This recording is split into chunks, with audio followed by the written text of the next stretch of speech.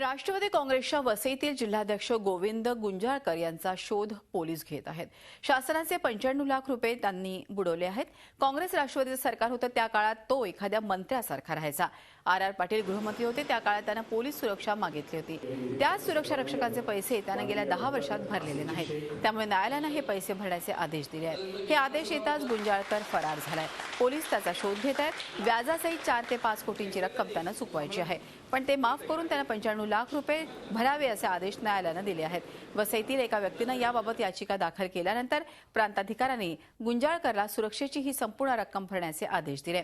दरम्यान गुंजाळकरबाबत राष्ट्रवादीच्या पदाधिकाऱ्यांनी तोंड बंद ठेवणंच पसंत केलं आहे। आता गुंजाळकर कधी पोलिसांच्या हाती लागतोय याची लोक वाट पाहत आहेत। एसडीएम साहेबांकडून एक आदेश आलेला आहे। त्या आदेशामध्ये 4/1/2016 रोजी परत त्यांच्याकडे जी प्रलंबित शासकीय थकबाकी आहे त्या थकबाकीच्या वसुलीच्या प्रत्यार्थ म्हणजे वसुलीसाठी त्यांना ताब्यात घेण्याची कारवाई करण्याचे आदेश दिलेले आहेत। श्री गोविंद गुंजाळकर। झी 24 तास रहा एक पाऊल पुढे।